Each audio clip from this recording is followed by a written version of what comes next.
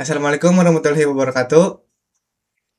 Perkenalkan, nama saya Wisnu Rifki dengan NPM 240 160 121 11115. Pada kesempatan ini, saya akan mempresentasikan hasil ujian akhir semester mata kuliah JARKOM atau Jaringan Komputer.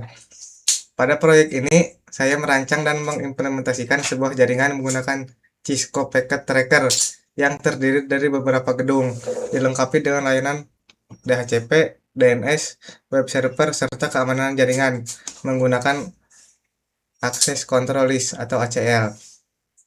Pertama, saya akan menjelaskan topologi jaringan yang telah saya bangun. Ini nih tuh.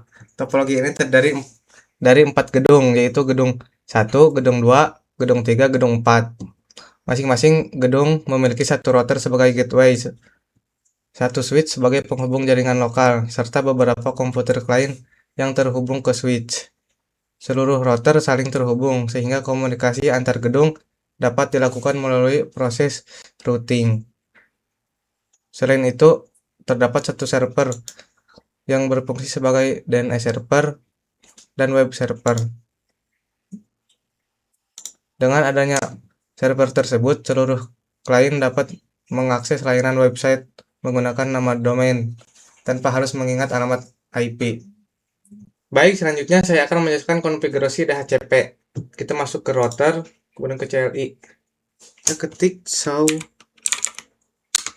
running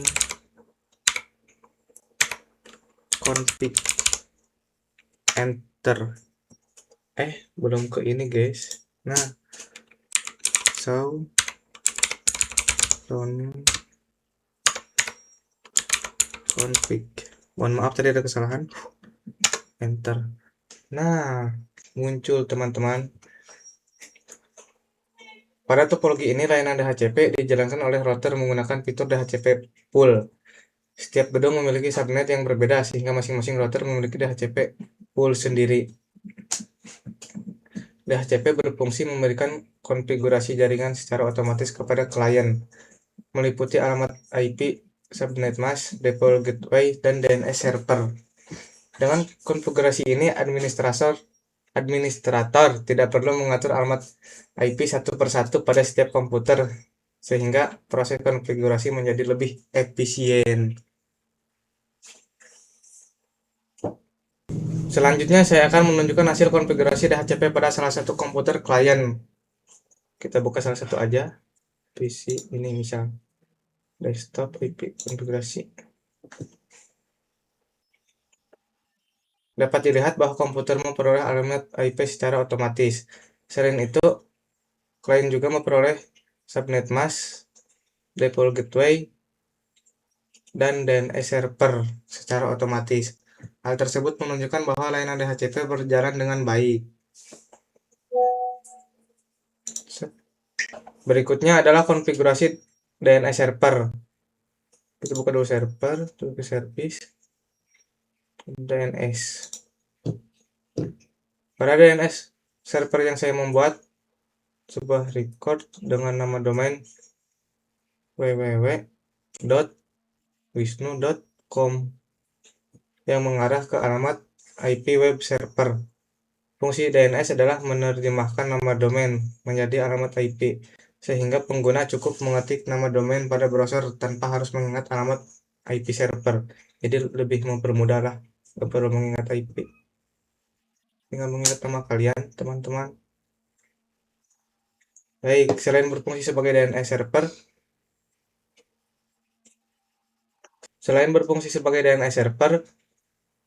kita ke HTTP.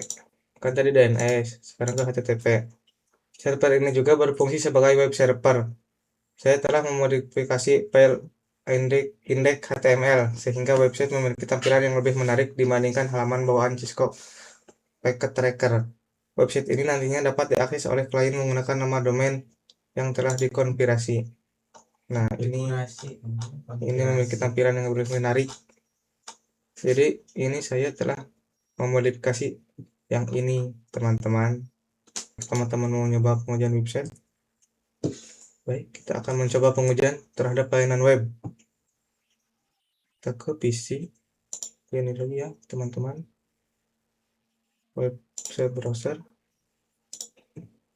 Oh sabar, set www.wisnu.com. Go. Nah, muncul teman-teman. Selamat datang di server Wisnu proyek UAS jaringan komputer 2026. Karena dimodifikasi seperti ini. Setelah nama domain dimasukkan ke browser, DNS server akan menerjemahkan nama domain tersebut menjadi alamat IP web server. Kayak gini kurang lebih teman-teman. Website berhasil ditampilkan sehingga dapat disimpulkan bahwa layanan DNS dan HTTP telah berjalan dengan baik. Jadi yang tadi itu yang ini teman-teman. Nah, DNS sama HTTP-nya berarti sudah benar. Kemudian kita menjelaskan ACL. Kita ke router CLI. Kita ke CLI, ketik show running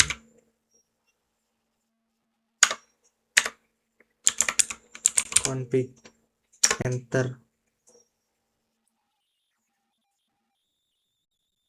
Nah, tahap berikutnya adalah implementasi keamanan jaringan menggunakan Extended Access Control List atau ACL yang tadi kita sebutin. Tadi ACL merupakan salah satu fitur keamanan pada router Cisco yang digunakan untuk mengatur lalu lintas jaringan dengan menentukan paket mana yang diizinkan atau ditolak.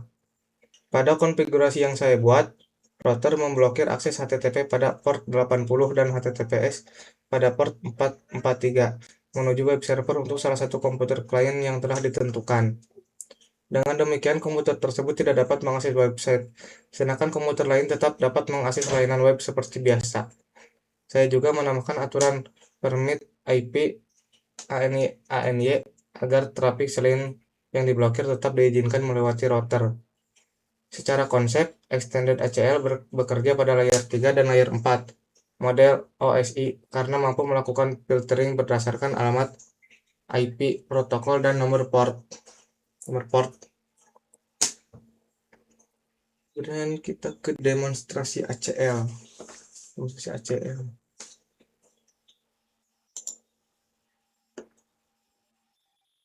Kemana ya? Ini aja, coba ke ini.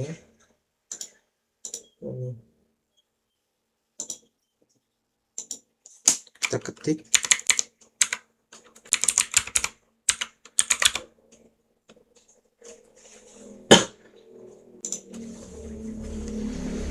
tuh, tidak muncul. Ini setelah ACL diterapkan, saya kembali melakukan pengujian. Terlihat bahwa website tidak dapat diakses oleh komputer yang telah diblokir. Hal ini menunjukkan bahwa konfigurasi ACL berhasil bekerja sesuai dengan aturan yang telah dibuat. Kembali. Nah,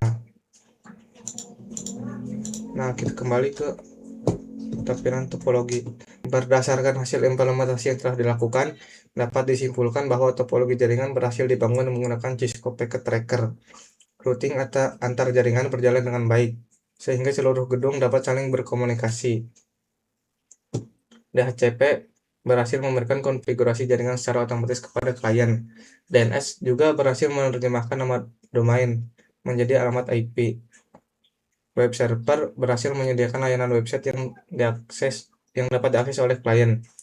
Selain itu, Extended ACL berhasil digunakan untuk membatasi akses website pada komputer tertentu, sehingga keamanan jaringan dapat ditingkatkan. Dengan demikian, seluruh tujuan perancangan jaringan pada proyek ini telah berhasil dicapai. Demikian presentasi yang dapat saya sampaikan. Terima kasih atas perhatiannya. Wassalamualaikum warahmatullahi wabarakatuh.